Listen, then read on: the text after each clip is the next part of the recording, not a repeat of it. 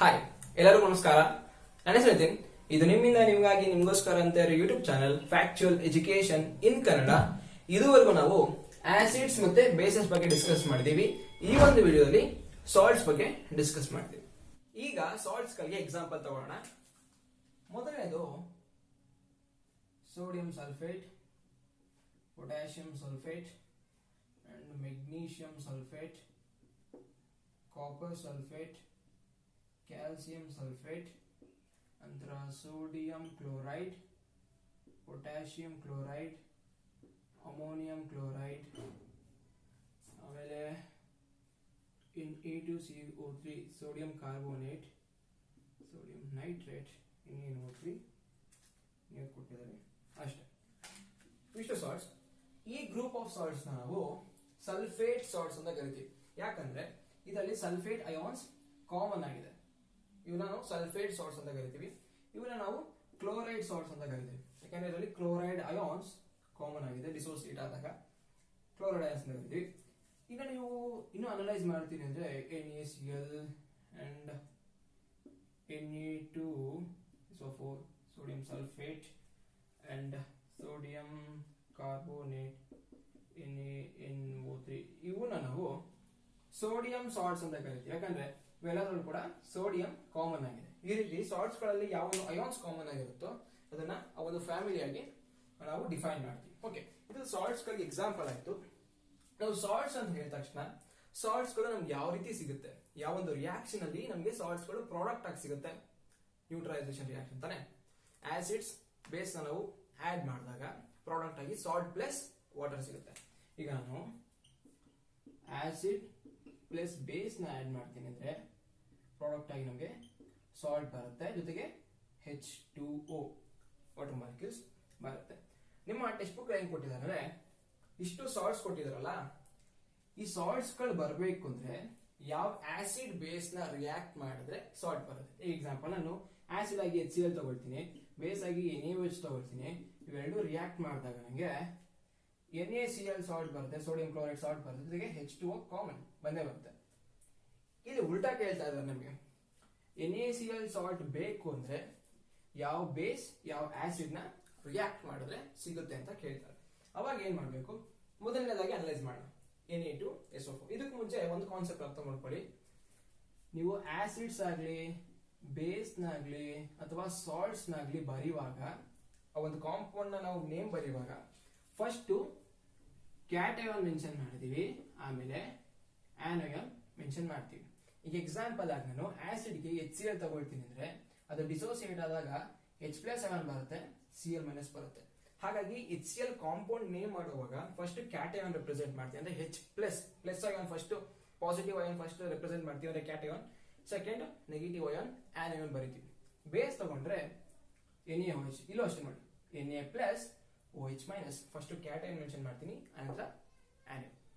Salt ಆಗಿ NaCl ತಗೊಳ್ತೀನಿ ಅಂದ್ರೆ ಅದು ಕೂಡ Na+Cl-. ಅಂದ್ರೆ ಜನರಲ್ ಆಗಿ ನಾವು ಆಸಿಡ್ ಬೇಸ್ ಸಾಲ್ಟ್ಸ್ ಯಾವ್ದನ್ನ ರೆಪ್ರೆಸೆಂಟ್ ಮಾಡುವಾಗ ಫಸ್ಟ್ ಕ್ಯಾಟಯಾನ್ ಬರ್ತೀವಿ, ಆನಂತರ ಆನಯಾನ್ ಬರ್ತೀವಿ. ಫಸ್ಟ್ ಪಾಸಿಟಿವ್ ಅಯಾನ್ ಬರುತ್ತೆ, ಆನಂತರ ನೆಗೆಟಿವ್ ಅಯಾನ್. ಇಲ್ಲಿ ನೋಡಿ, ಇಲ್ಲೂ positive ion, negative, positive, negative, ಈ ರೀತಿ ನಾವು ಕಾಂಪೌಂಡ್ ಗಳನ್ನ ನೇಮ್ ಬರೀತೀವಿ.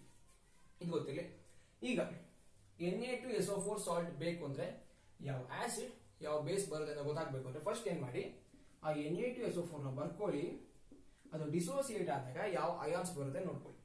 ಡಿಸೋಸಿಯೇಟ್ ಆದ್ರೆ ಸೋಡಿಯಂ Na+ ಬರುತ್ತೆ, ಜೊತೆಗೆ SO4 2- ಅಯಾನ್ ಬರುತ್ತೆ. ಇದು Na2SO4 ಬಂದ್ಬಿಟ್ಟು ನ್ಯೂಟ್ರಲ್, ಅದಕ್ಕೆ ಯಾವುದೇ ರೀತಿ ಚಾರ್ಜ್ ಇಲ್ಲ. ಬಟ್ ಇಲ್ಲಿ ನೋಡಿ, ಇದು +1, ಇದು -2, ಅಂದ್ರೆ ನೆಟ್ ಚಾರ್ಜ್ ಏನಾಯ್ತು, -1 ಬಂತು. ಸೊ ಇದನ್ನ ನಾವು ಬ್ಯಾಲೆನ್ಸ್ ಮಾಡಬೇಕು ಅಂದಾಗ ಇಲ್ಲಿ 2 ಹಾಕಿದ್ರೆ +2 -2 0 ಆಗುತ್ತೆ. ಅಂದ್ರೆ ಒಂದು Na2SO4 ಮಾಲಿಕ್ಯೂಲ್ ಡಿಸೋಸಿಯೇಟ್ ಆದಾಗ 2 Na+ ಅಯಾನ್ಸ್ ಬರುತ್ತೆ, ಒಂದು SO4 2- ಅಯಾನ್ಸ್ ಬರುತ್ತೆ. ನಮ್ಗೆ ಅವೆಲ್ಲ ಬೇಡ. Na2SO4 ಡಿಸೋಸಿಯೇಟ್ ಆದ್ರೆ ಸೋಡಿಯಂ ಅಯಾನ್ ಬರುತ್ತೆ, ಇದಕ್ಕೆ SO4 2- ಅಯಾನ್ಸ್ ಬರುತ್ತೆ. ಈಗ ಏನ್ ಮಾಡ್ಬೇಕು ಅಂದ್ರೆ ಈ ಒಂದು ಕ್ಯಾಟಯಾನ್ಗೆ ನೀವು OH- ನ ಆಡ್ ಮಾಡಬೇಕು. ಕ್ಯಾಟಯಾನ್ಗೆ OH- ಅಯಾನ್ ಆಡ್ ಮಾಡಿ, ಆನಯಾನ್ಗೆ H+ ಅಯಾನ್ ಆಡ್ ಮಾಡಿದ್ರೆ ನಿಮ್ಗೆ ಯಾವ ಆಸಿಡ್ ಬೇಕು ಯಾವ ಬೇಸ್ ಬೇಕು ಅನ್ನೋದು ಗೊತ್ತಾಗ್ಬಿಡುತ್ತೆ. ಈಗ ನೋಡಿ, Na+ ಗೆ ನಾನು OH- ಆಡ್ ಮಾಡ್ತೀನಿ ಅಂದ್ರೆ NaOH ಸಿಕ್ತು, ಕರೆಕ್ಟಾ? ನೋಡಿ, Na+ ಗೆ OH- ಆಡ್ ಮಾಡ್ತೀನಿ ಅಂದ್ರೆ NaOH ಸಿಕ್ತು, ಇದು ಬೇಸ್. ಕರೆಕ್ಟ್. SO4 2 ಮೈನಸ್ ಗೆ H ಪ್ಲಸ್ ಆಡ್ ಮಾಡ್ತೀನಿ. ಇದು 2 ಮೈನಸ್ ಇದು ಪ್ಲಸ್ 1. ಇದನ್ನ ನಾವು ನ್ಯೂಟ್ರಲ್ ಮಾಡಬೇಕು ಅಂದ್ರೆ 2 H ಪ್ಲಸ್ ಆಡ್ ಮಾಡಬೇಕಾಗುತ್ತೆ. ಅದಕ್ಕೆ H2 2 H ಪ್ಲಸ್ ಅಂದ್ರೆ 2 ಹೈಡ್ರೋಜನ್ ಅಯಾನ್ ಹಾಕಿದ್ದೀನಿ. ಅದು ಚಾರ್ಜ್ ಟ್ರಾನ್ಸ್ಫರ್ ಆದ್ಮೇಲೆ ಹೈಡ್ರೋಜನ್ ಆಟಮ್ ಆಗುತ್ತೆ. H2SO4. ಈಗ ಇದು ಆಸಿಡ್ಸ್. ಆಸಿಡ್ ಇಲ್ಲಿ ನೋಡಿ, Na2SO4 ಸಾಲ್ಟ್ ಬೇಕು ಅಂದ್ರೆ ನನಗೆ H2SO4 ಆಸಿಡ್ಗೆ NaOH ಬೇಸ್ ನ ಮಿಕ್ಸ್ ಮಾಡಿದಾಗ ನನಗೆ Na2SO4 ಸಾಲ್ಟ್ ಸಿಗುತ್ತೆ. ಇಷ್ಟು ಈಸಿ, ತುಂಬಾ ಈಸಿ ಕಂಡುಹಿಡಿಯೋದು. ಇದೇ ರೀತಿ ಎಲ್ಲಾ ಸಾಲ್ಟ್ಸ್ ಗಳಿಗೂ ಕೂಡ ನೀವು ಫೈಂಡ್ ಔಟ್ ಮಾಡಬೇಕಾಗತ್ತೆ. ಈಸಿಯಾಗಿ ಹೇಳ್ಕೊಡ್ತೀನಿ, ಅಷ್ಟೊಂದೆಲ್ಲ ಡಿಫಿಕಲ್ಟ್ ಬೇಡ. ಏನ್ ಮಾಡಬೇಕು, ಫಸ್ಟ್ ಕೆಗೆ ಅಂದ್ರೆ ಪೊಟ್ಯಾಷಿಯಂಗೆ OH ಆಡ್ ಮಾಡಿ, ಆಮೇಲೆ SO4 2 ಮೈನಸ್ಗೆ H ಪ್ಲಸ್ ಆಡ್ ಮಾಡಿ. ಕೆಗೆ OH ಆಡ್ ಮಾಡಿದ ತಕ್ಷಣ KOH ಬರುತ್ತೆ, ಪ್ಲಸ್ SO4 ಗೆ ಅಗೇನ್ ಇದು SO4 2 ಮೈನಸ್ ಇದು H ಪ್ಲಸ್ ಅಂದ್ರೆ 2 H ಪ್ಲಸ್ ಆಡ್ ಮಾಡಬೇಕಾಗುತ್ತೆ. H2SO4 ಗೊತ್ತಾಗೋಯ್ತು. KOH ಪ್ಲಸ್ H2SO4 ಹಾಕಿದ್ರೆ K2SO4 ಸಿಗುತ್ತೆ. ಇನ್ನು Mgಗೆ OH ಆಡ್ ಮಾಡಿದ್ರೆ MgOH ಟ್ವೈಸ್, ಯಾಕಂದ್ರೆ Mg 2 ಪ್ಲಸ್ ಬರುತ್ತೆ. ಓಕೆನಾ, MgOH ಟ್ವೈಸ್ ಪ್ಲಸ್ SO4 2 ಮೈನಸ್ಗೆ H ಆಡ್ ಮಾಡಬೇಕು. ಇದೇ ರೀತಿ ಡಿವೈಡ್ ಮಾಡ್ಕೊಳ್ಳಿ.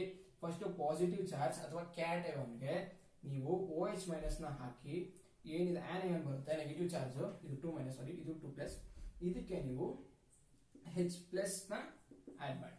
ಆಗ ನಿಮಗೆ ಯಾವ ಆಸಿಡ್ ಬೇಸ್ ಗೊತ್ತಾಗುತ್ತೆ. SO4 2 ಮೈನಸ್ ಆಡ್ ಮಾಡಿದ್ರೆ H2SO4 ಬರುತ್ತೆ. ಇನ್ನು CuSO4 ಅಂತ ಬಂದ್ರೆ Cuಗೆ OH ಹಾಕಿದ್ರೆ CuOH ಟ್ವೈಸ್.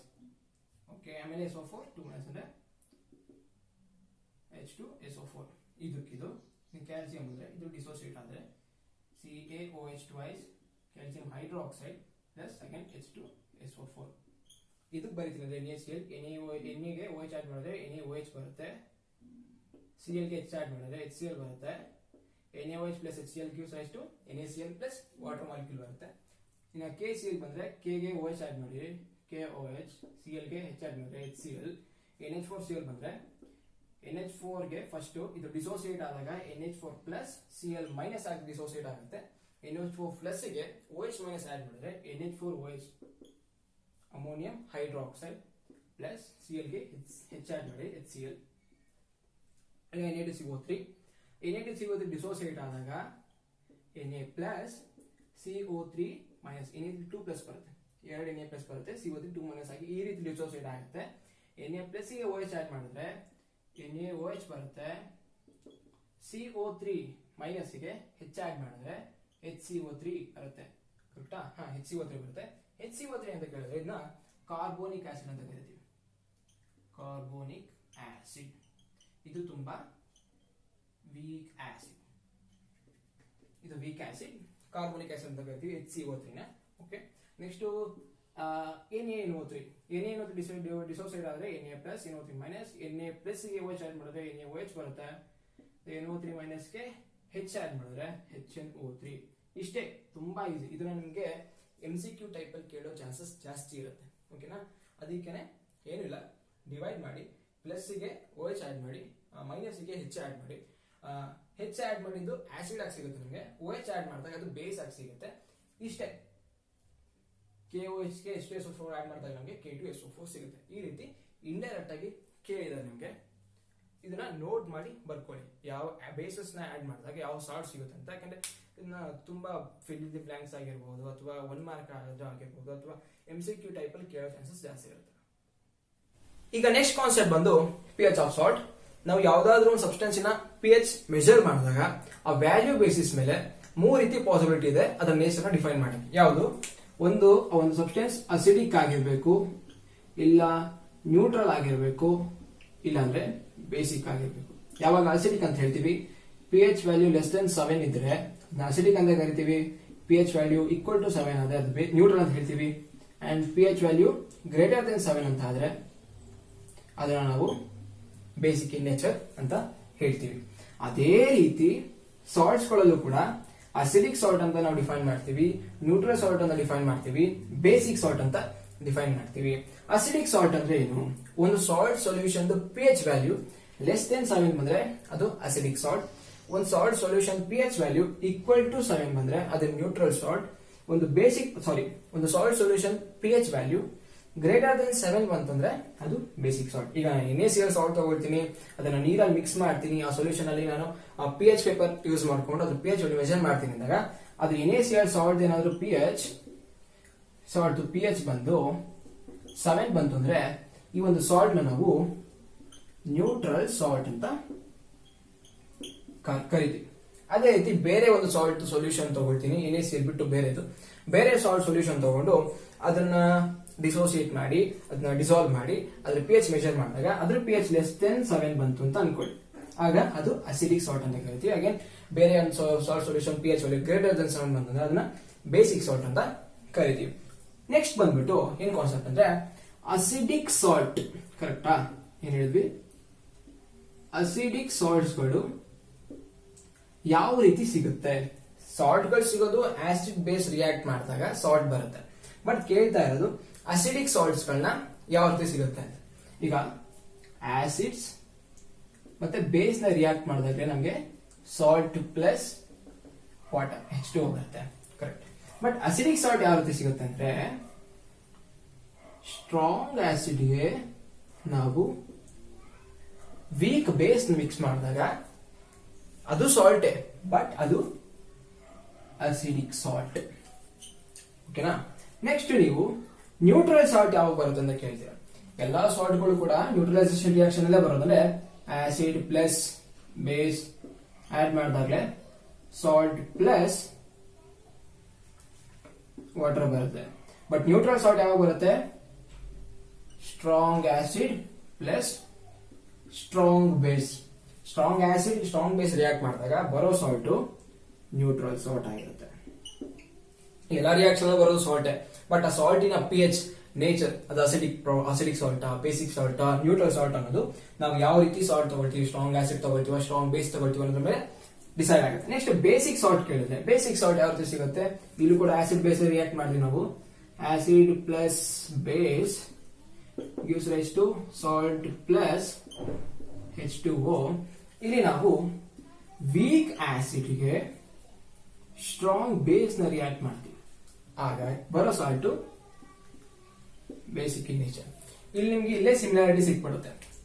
ಅಸಿಡಿಕ್ ಸಾಲ್ಟ್ ಅಂದ್ರೆ ಸ್ಟ್ರಾಂಗ್ ಆಸಿಡ್ ತಗೊಳ್ತೀವಿ, ಯಾಕಂದ್ರೆ ಸ್ಟ್ರಾಂಗ್ ಆಸಿಡ್ ಏನ್ ಮಾಡುತ್ತೆ ಅಂದ್ರೆ ಎಂಟೈರ್ ಸೊಲ್ಯೂಷನ್ pH ಅಂದ್ರೆ ಈ ಒಂದು ಸಾಲ್ಟಿನ pH ಲೆಸ್ ದೆನ್ 7 ತರದಕ್ಕೆ ನೋಡುತ್ತೆ ಸ್ಟ್ರಾಂಗ್ ಆಸಿಡ್. ವೀಕ್ ಬೇಸ್ ಏನ್ ಮಾಡುತ್ತೆ, ಆ ಸಾಲ್ಟ್ pH ಗ್ರೇಟರ್ ದೆನ್ 7 ತಗೊಂಡೋಗಕ್ಕೆ ನೋಡುತ್ತೆ. ಬಟ್ ಇದು ಸ್ಟ್ರಾಂಗ್ ಆಗಿರೋದ್ರಿಂದ ಅದನ್ನ pH ನ ಲೆಸ್ ದೆನ್ 7 ತಗೊಂಡ್ಬರುತ್ತೆ, ಅದಕ್ಕೆ ಇದು ಅಸಿಡಿಕ್ ಸಾಲ್ಟ್. ಇಲ್ಲಿ ನ್ಯೂಟ್ರಲ್ ಸಾಲ್ಟ್ ಬಂದ್ರೆ ಸ್ಟ್ರಾಂಗ್ ಆಸಿಡ್ pH ಅಂದ್ರೆ ಈ ಸಾಲ್ಟಿನ pH ಲೆಸ್ ದೆನ್ 7 ತರಕ್ಕೆ ನೋಡುತ್ತೆ, ಸ್ಟ್ರಾಂಗ್ ಬೇಸ್ ಗ್ರೇಟರ್ ದೆನ್ 7 ತರಕ್ಕೆ ನೋಡುತ್ತೆ. ಎರಡೂ ಕೂಡ ಸ್ಟ್ರಾಂಗ್ ಆಗಿರೋದ್ರಿಂದ ಅದು ಗ್ರೇಟರ್ ದೆನ್ 7 ಆಗಲ್ಲ, ಲೆಸ್ ದೆನ್ 7 ಆಗಲ್ಲ, ಈಕ್ವಲ್ ಟು 7 ಆಗಿಬಿಡುತ್ತೆ pH. ಸೊ ಅದು ನ್ಯೂಟ್ರಲ್ ಸಾಲ್ಟ್. ಇನ್ನ ಬಂದ್ರೆ ಇದು ಬೇಸಿಕ್ ಸಾಲ್ಟ್ ಅಲ್ಲಿ weak acid plus strong base. Weak acid ಏನ್ ಮಾಡುತ್ತೆ, pH ನ ಲೆಸ್ ದೆನ್ 7 ತರಕ್ಕೆ ನೋಡುತ್ತೆ, ಸ್ಟ್ರಾಂಗ್ ಬೇಸ್ ಗ್ರೇಟರ್ ದೆನ್ 7 ತರಕ್ಕೆ ನೋಡುತ್ತೆ. ಇದು ಸ್ಟ್ರಾಂಗ್ ಆಗಿರೋದ್ರಿಂದ, ಸ್ಟ್ರಾಂಗ್ ಬೇಸ್ ಆಗಿರೋದ್ರಿಂದ ಇದು ವಿನ್ ಆಗುತ್ತೆ. ಅಂದ್ರೆ ಈ pH ವ್ಯಾಲ್ಯೂ ಗ್ರೇಟರ್ ದೆನ್ 7 ತಗೊಂಡ್ ಬರುತ್ತೆ ಈ ಒಂದು ಸಾಲ್ಟ್ ಪ್ರಾಡಕ್ಟ್. ಸೊ ಅದು ಬೇಸಿಕ್ ಇನ್ ನೇಚರ್, ಯಾಕಂದ್ರೆ ಇದು pH ವ್ಯಾಲ್ಯೂ ಗ್ರೇಟರ್ ದೆನ್ 7 ಇರುತ್ತೆ, ಇದು pH ವ್ಯಾಲ್ಯೂ ಲೆಸ್ ದೆನ್ 7 ಇರುತ್ತೆ, ಇದು pH ವ್ಯಾಲ್ಯೂ ಈಕ್ವಲ್ ಟು 7 ಇರುತ್ತೆ. ಇದಿಷ್ಟು pH ಆಫ್ ಸಾಲ್ಟ್, ಯಾವ ರೀತಿ ಸಾಲ್ಟ್ಸ್ ಗಳಲ್ಲಿ ನಾವು acidic salt, basic salt and neutral salt ಆಗಿ ಡಿವೈಡ್ ಮಾಡ್ತೀವಿ ಅನ್ನೋದು. ಈಗ common salt, NaCl, table salt ಅಂತ ಏನ್ ಕರಿತೀವಿ, ಆ ಸಾಲ್ಟ್ ಬಗ್ಗೆ ಡಿಸ್ಕಸ್ ಮಾಡೋಣ. ಆ ಸಾಲ್ಟಿನ ಪ್ರಾಪರ್ಟೀಸ್ ಬಗ್ಗೆ ಕೊಟ್ಟಿಲ್ಲ, ಆ ಸಾಲ್ಟ್ ನ ಬೇರೆ ಪ್ರಾಡಕ್ಟ್ಸ್ ಗಳನ್ನ ಪ್ರಿಪರೇಷನ್ ಅಲ್ಲಿ ಯಾವ ರೀತಿ ಯೂಸ್ ಮಾಡ್ತೀವಿ ಅನ್ನೋದನ್ನ ಕೊಟ್ಟಿದ್ದಾರೆ. ಈಗ ಮೊದಲನೇದಾಗಿ ಸೋಡಿಯಂ ಹೈಡ್ರಾಕ್ಸೈಡ್ ಕೊಟ್ಟಿದ್ದಾರೆ. ಅಂದ್ರೆ ಸೋಡಿಯಂ ಹೈಡ್ರಾಕ್ಸೈಡ್ ಪ್ರಿಪರೇಷನ್ ಅಲ್ಲಿ NaCl ಯಾವ ರೀತಿ ಯೂಸ್ ಮಾಡ್ತೀವಿ ಅಂತ ಕೊಟ್ಟಿದ್ದಾರೆ, ಇದರ ಯೂಸಸ್ ಕೊಟ್ಟಿದ್ದಾರೆ. ಆನಂತರ ಬ್ಲೀಚಿಂಗ್ ಪೌಡರ್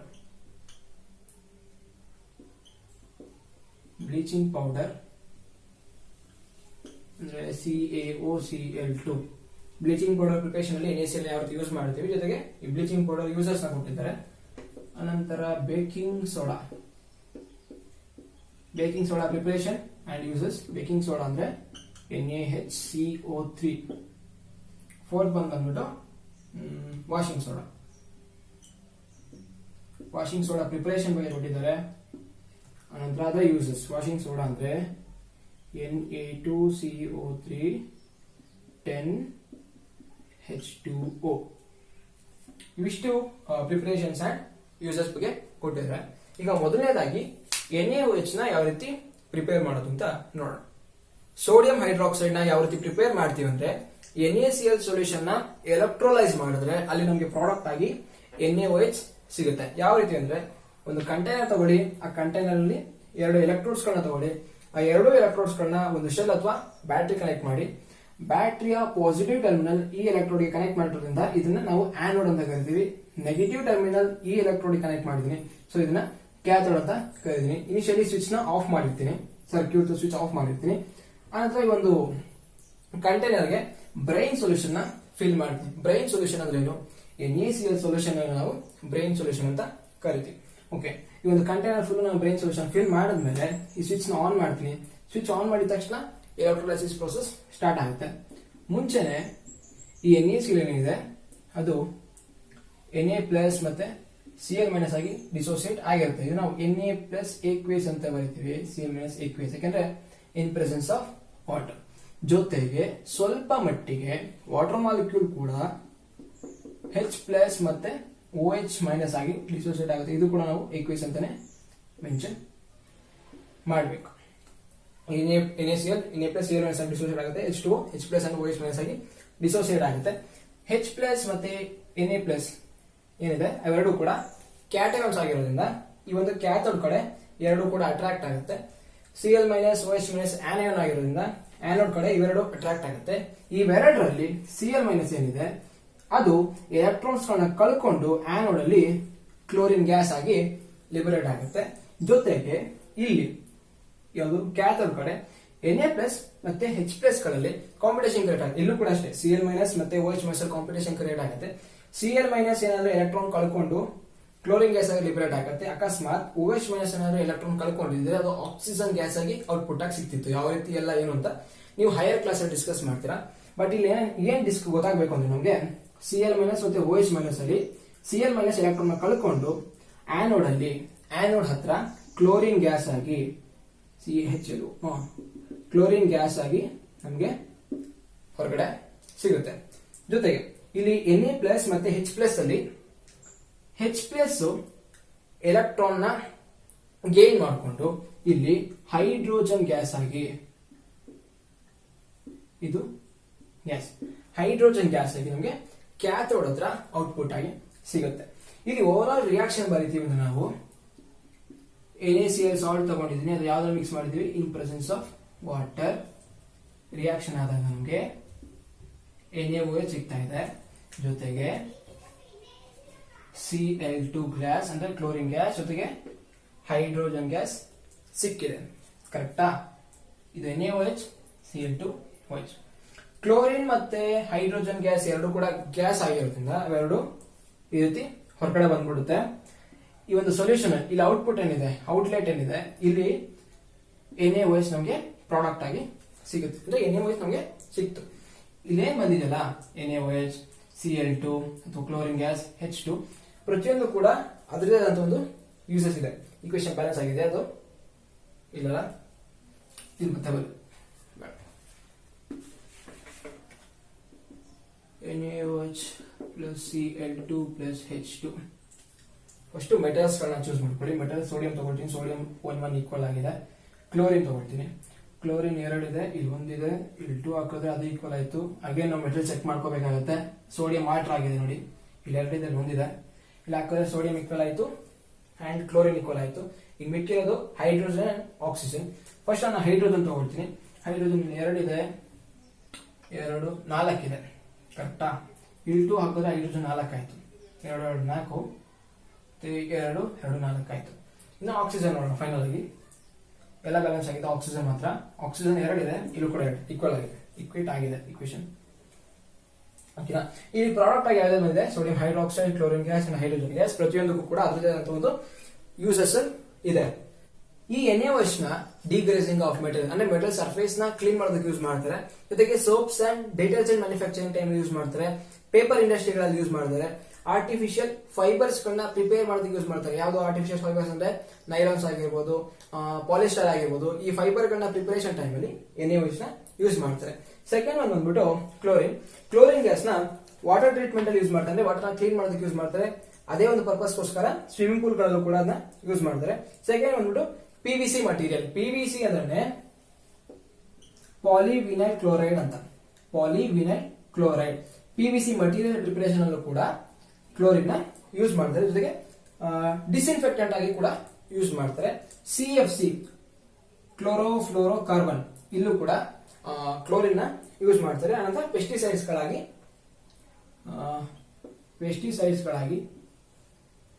ಪ್ರಿಪರೇಷನ್ ಅಲ್ಲಿ ಒಂದು ಕ್ಲೋರಿನ್ ಗ್ಯಾಸ್ ನ ಯೂಸ್ ಮಾಡ್ತಾರೆ. ಇನ್ನು ಫೈನಲ್ ಆಗಿ ಒಂದು ಹೈಡ್ರೋಜನ್ ಕೂಡ ಅದರದಂತ ಒಂದು ಯೂಸಸ್ ಇದೆ. ಅದನ್ನ ಮೇನ್ ಆಗಿ ಫ್ಯೂಯಲ್ಸ್ ಆಗಿ ಯೂಸ್ ಮಾಡ್ತಾರೆ, ಅಂದ್ರ ಫರ್ಟಿಲೈಸರ್ ಆಗಿ ಯೂಸ್ ಮಾಡ್ತಾರೆ ಅಂತ ಕೊಟ್ಟಿದ್ದಾರೆ. ಹೈಡ್ರೋಜನ್ ನಾವು ಅಮೋನಿಯಾ ಪ್ರಿಪರೇಷನ್ ಅಲ್ಲಿ ಯೂಸ್ ಮಾಡ್ತೀವಿ. ಈ ಅಮೋನಿಯಾನ ನಾವು ಫರ್ಟಿಲೈಸರ್ ಆಗಿ ಯೂಸ್ ಮಾಡ್ತೀವಿ. ಅದಕ್ಕೆ ಇಂಡೈರೆಕ್ಟ್ ಆಗಿ ಫರ್ಟಿಲೈಸರ್ ಪ್ರಿಪರೇಷನ್ ಅಲ್ಲಿ ಹೈಡ್ರೋಜನ್ ಯೂಸ್ ಮಾಡ್ತೀವಿ ಅಂತ ಕೊಟ್ಟಿದ್ದಾರೆ. ಇದಿಷ್ಟು ಸೋಡಿಯಂ ಹೈಡ್ರಾಕ್ಸೈಡ್ ಬಗ್ಗೆ. ಈಗ ಬ್ಲೀಚಿಂಗ್ ಪೌಡರ್ ಅಥವಾ CaOCl2 ಕ್ಯಾಲ್ಸಿಯಂ ಆಕ್ಸಿಕ್ಲೋರೈಡ್ ಇದನ್ನ ಯಾವ ರೀತಿ ಪ್ರಿಪೇರ್ ಮಾಡ್ತೀವಿ ಅಂತ ನೋಡೋಣ. ಇದಕ್ಕೆ ನಾವು ಕ್ಯಾಲ್ಸಿಯಂ ಹೈಡ್ರಾಕ್ಸೈಡ್ ಇದನ್ನ ನಾವು ಸ್ಲೇಕ್ ಲೈಮ್ ಅಂತ ಕರಿತೀವಿ. ಇದನ್ನ ಕ್ಲೋರಿನ್ ಗ್ಯಾಸ್ ಜೊತೆ ರಿಯಾಕ್ಟ್ ಮಾಡಿದಾಗ ಪ್ರಾಡಕ್ಟ್ ಆಗಿ ಕ್ಯಾಲ್ಸಿಯಂ ಆಕ್ಸಿಕ್ಲೋರೈಡ್ ಜೊತೆಗೆ ವಾಟರ್ ಮಾಲಿಕ್ಯೂಲ್ ಕೂಡ ಸಿಗುತ್ತೆ. ಇಕ್ವೇಶನ್ ಬ್ಯಾಲೆನ್ಸ್ ಆಗಿದೆ ನೋಡ. ಫಸ್ಟ್ ಕ್ಯಾಲ್ಸಿಯಂ ತಗೊಳ್ಳಿ, ಮೆಟಲ್ ಒಂದಿದೆ ಬ್ಯಾಲೆನ್ಸ್ ಆಗಿದೆ. ನೆಕ್ಸ್ಟ್ ಕ್ಲೋರಿನ್ ತಗೊಳ್ತೀವಿ, ಕ್ಲೋರಿನ್ 2 ಇದೆ, ಇಲ್ಲೂ 2 ಇದೆ, ಬ್ಯಾಲೆನ್ಸ್ ಆಗಿದೆ. ಇನ್ನು ಫೈನಲ್ ಆಕ್ಸಿಜನ್ ಮತ್ತೆ ಹೈಡ್ರೋಜನ್ ಇದೆ. ಫಸ್ಟ್ ಹೈಡ್ರೋಜನ್ ತಗೊಳ್ತೀನಿ, ಇಲ್ಲಿ ಹೈಡ್ರೋಜನ್ 2 ಇದೆ, ಇಲ್ಲಿ 2 ಇದೆ, ಆಕ್ಸಿಜನ್ 2 ಇದೆ, 1 2 ಆಕ್ಸಿಜನ್ 2 ಇದೆ, 2 ಈಕ್ವೇಟ್ ಆಗ್ತಿದೆ. ಓಕೆನಾ? ಈ ರಿಯಾಕ್ಷನ್ ಅಂದ್ರೆ ಕ್ಯಾಲ್ಸಿಯಂ ಹೈಡ್ರಾಕ್ಸೈಡ್ ನ ಕ್ಲೋರಿನ್ ಗ್ಯಾಸ್ ಜೊತೆ ರಿಯಾಕ್ಟ್ ಮಾಡಿದಾಗ ಕ್ಯಾಲ್ಸಿಯಂ ಆಕ್ಸಿಕ್ಲೋರೈಡ್ ಇದನ್ನ ನಾವು ಬ್ಲೀಚಿಂಗ್ ಪೌಡರ್ ಅಂತ ಕರೆಯೋದು. ಅದ್ರ ಜೊತೆಗೆ ವಾಟರ್ ಮಾಲಿಕ್ಯೂಲ್ ಬರುತ್ತೆ. ನೀವು ಕೇಳ್ಬೋದು NaCl ನ ಯೂಸಸ್ ಬಗ್ಗೆ ಡಿಸ್ಕಸ್ ಮಾಡ್ತೀವಿ. ಅಂದ್ರೆ NaCl ಇಂದ ಬ್ಲೀಚಿಂಗ್ ಪೌಡರ್ ಪ್ರಿಪೇರ್ ಮಾಡ್ತೀವಿ ಅಂತ ಕೊಟ್ಟಿರೋದು. ಬಟ್ ನಾವು ಇಲ್ಲಿ ಎಲ್ಲೂ NaCl ಯೂಸ್ ಮಾಡ್ತಾನೆ ಇಲ್ಲ. ಬಟ್ ನಾವು ಏನ್ ಮಾಡಿದೀವಿ, ಈ ಕ್ಯಾಲ್ಸಿಯಂ ಹೈಡ್ರಾಕ್ಸ್ ಜೊತೆ ಕ್ಲೋರಿನ್ ಗ್ಯಾಸ್ ಪ್ರಿಪೇರ್ ಮಾಡಿದೀವಿ. ಎಲ್ಲಿ NaCl ಯೂಸ್ ಆಯ್ತು ಇಲ್ಲಿ ಅಂತ ಕೇಳಿದ್ರೆ, ಕ್ಲೋರಿನ್ ಗ್ಯಾಸ್ ಯಾವ ರೀತಿ ತಗೊಳ್ತೀವಿ ಗೊತ್ತಾ? ನಾವು ಲಾಸ್ಟ್ ರಿಯಾಕ್ಷನ್ ಮಾಡಿದ್ವಲ್ಲ, NaCl ಎಲೆಕ್ಟ್ರೋಲೈಸ್ ಮಾಡಿದಾಗ NaCl ಪ್ಲಸ್ H2O ಮಾಡಿದಾಗ NaOH ಬರುತ್ತೆ, ಜೊತೆಗೆ Cl2 ಪ್ಲಸ್ H2. ಕರೆಕ್ಟಾ? ಇಲ್ಲಿ ಪ್ರಾಡಕ್ಟ್ ಆಗಿ ಬಂದಿರೋ Cl2 ನ ನಾವು ಕ್ಲೋರಿನ್ ಗ್ಯಾಸ್ ನಾವು ಈ ಒಂದು ರಿಯಾಕ್ಷನ್ ಅಲ್ಲಿ ಯೂಸ್ ಮಾಡ್ತೀವಿ. Cl2 ಯಾವ ರೀತಿ ಬಂತು? NaCl ಇಂದನಲ್ವಾ? ಅದಕ್ಕೆ ಹೇಳ್ತಾ ಇರೋದು ಈ ಒಂದು NaCl ಕೂಡ ನಾವು ಬ್ಲೀಚಿಂಗ್ ಪೌಡರ್ NaCl ಇಂದಾನೆ ಬ್ಲೀಚಿಂಗ್ ಪೌಡರ್ ಕ್ಯಾಲ್ಸಿಯಂ ಆಕ್ಸಿಕ್ಲೋರೈಡ್ ನ ಪ್ರಿಪೇರ್ ಮಾಡ್ತಿರೋದು ಅಂತ ಹೇಳ್ಬೋದು. ಯಾವ ರೀತಿ ಸಿಗುತ್ತೆ ಬ್ಲೀಚಿಂಗ್ ಪೌಡರ್? ಸ್ಲೇಕ್ ಲೈಮ್ ಅಥವಾ ಕ್ಯಾಲ್ಸಿಯಂ ಹೈಡ್ರಾಕ್ಸೈಡ್ ನ ಕ್ಲೋರಿನ್ ಗ್ಯಾಸ್ ಜೊತೆ ರಿಯಾಕ್ಟ್ ಮಾಡಿದಾಗ ಬ್ಲೀಚಿಂಗ್ ಪೌಡರ್ ಸಿಗುತ್ತೆ. ಈ ಬ್ಲೀಚಿಂಗ್ ಪೌಡರ್ ನ ಹೆಚ್ಚಾಗಿ ಟೆಕ್ಸ್ಟೈಲ್ ಇಂಡಸ್ಟ್ರಿಗಳಲ್ಲಿ ಯೂಸ್ ಮಾಡ್ತಾರೆ. ಅಲ್ಲಿರ್ತಕ್ಕಂಥ ಫೈಬರ್ ಇರ್ತಾವಲ್ಲ, ಕಾಟನ್, ನೈಲಾನ್ ಅವೆಲ್ಲನೂ ಕೂಡ ವಾಶ್ ಮಾಡೋದಕ್ಕೆ, ಬ್ಲೀಚ್ ಮಾಡೋದಕ್ಕೆ ಈ ಒಂದು ಬ್ಲೀಚಿಂಗ್ ಪೌಡರ್ ಯೂಸ್ ಮಾಡ್ತಾರೆ. ಜೊತೆಗೆ ಪೇಪರ್ ಇಂಡಸ್ಟ್ರಿಗಳಲ್ಲಿ ವುಡ್ ಪಲ್ಪ್ ಗಳು ಬರ್ತಾವಲ್ಲ, ಅವನ್ನ ಕೂಡ ವಾಶ್ ಮಾಡೋದಕ್ಕೆ, ಬ್ಲೀಚ್ ಮಾಡೋದಕ್ಕೆ ಬ್ಲೀಚಿಂಗ್ ಪೌಡರ್ ಯೂಸ್ ಮಾಡ್ತಾರೆ. ಇನ್ನು ನೆಕ್ಸ್ಟ್ ಬಂದ್ರೆ ಲಾಂಡ್ರಿಗಳಲ್ಲಿ ಬಟ್ಟೆ ವಾಶ್ ಮಾಡ್ತಾರಲ್ಲ, ಅಲ್ಲಿ ಒಂದು ಬ್ಲೀಚಿಂಗ್ ಪೌಡರ್ ನ ಯೂಸ್ ಮಾಡ್ತಾರೆ. ಇನ್ನು ಎಲ್ಲಿ ಯೂಸ್ ಮಾಡ್ತಾರೆ ಅಂದ್ರೆ ಇದನ್ನ ಆಕ್ಸಿಡೈಸಿಂಗ್ ಏಜೆಂಟ್ ಗಳಾಗಿ ಕೆಲವು ಕೆಮಿಕಲ್ ಇಂಡಸ್ಟ್ರಿಗಳಲ್ಲಿ ಯೂಸ್ ಮಾಡ್ತಾರೆ. ಇದು ಬ್ಲೀಚಿಂಗ್ ಪೌಡರ್ ನ ಯೂಸಸ್. ಈ ವಿಡಿಯೋದಲ್ಲಿ ಸಾಕು ಅಂತ ಅನ್ಕೊಳ್ತೀನಿ. ಇನ್ನೂ 2 ಪ್ರಿಪರೇಷನ್ ಇದೆ, ಬೇಕಿಂಗ್ ಸೋಡಾ ಮತ್ತೆ ವಾಷಿಂಗ್ ಸೋಡಾ. ಎಲ್ಲಾನು ಒಟ್ಟಿಗೆ ಕಂಪ್ಲೀಟ್ ಮಾಡಿದ್ರೆ ನಿಮಗೆ ಕನ್ಫ್ಯೂಷನ್ ಆಗುತ್ತೆ ಅಂತ ವಿಡಿಯೋನ ಇಲ್ಲಿಗೆ ಬ್ರೇಕ್ ಮಾಡ್ತಾ ಇದ್ದೀನಿ. ನೆಕ್ಸ್ಟ್ ವಿಡಿಯೋದಲ್ಲಿ ಬೇಕಿಂಗ್ ಸೋಡಾ, ವಾಷಿಂಗ್ ಸೋಡಾ ಜೊತೆಗೆ ಕ್ರಿಸ್ಟಲೈಸೇಷನ್ ಬಗ್ಗೆ ಸ್ವಲ್ಪ ಕಾನ್ಸೆಪ್ಟ್ ಇದೆ, ಅದನ್ನ ನೆಕ್ಸ್ಟ್ ವಿಡಿಯೋದಲ್ಲಿ ಕಂಪ್ಲೀಟ್ ಮಾಡೋಣ. ಈ ವಿಡಿಯೋದಲ್ಲಿ ಎಕ್ಸ್ಪ್ಲೈನ್ ಮಾಡಿದ್ದು ನಿಮ್ಗೆ ಅರ್ಥ ಆಗಿದ್ರೆ ಒಂದು ಲೈಕ್ ಮಾಡಿ, ನಿಮ್ ಫ್ರೆಂಡ್ಸ್ಗೆಲ್ಲ ಶೇರ್ ಮಾಡಿ. ಹಾಗೂ ಇದುವರೆಗೂ ಚಾನಲ್ಗೆ ಸಬ್ಸ್ಕ್ರೈಬ್ ಆಗಿಲ್ಲ ಅಂದ್ರೆ ದಯವಿಟ್ಟು ಸಬ್ಸ್ಕ್ರೈಬ್ ಆಗಿ ಹಾಗೂ ಬೆಲ್ ಐಕಾನ್ ಮೇಲೆ ಕ್ಲಿಕ್ ಮಾಡಿ ಆಲ್ ಅಂತ ಕೊಡೋದನ್ನ ಮರಿಬೇಡಿ. ಯಾವುದೇ ರೀತಿ ಒಪಿನಿಯನ್ ಆಗಲಿ, ಸಜೆಷನ್ ಗಳಾಗಲಿ, ಡೌಟ್ಸ್ ಗಳಾಗಲಿ ಇದ್ರೆ ಕಮೆಂಟ್ ಮಾಡಿ. ನೆಕ್ಸ್ಟ್ ವಿಡಿಯೋದಲ್ಲಿ ಮತ್ತೆ ಸಿಗ್ತೀನಿ. Thank you.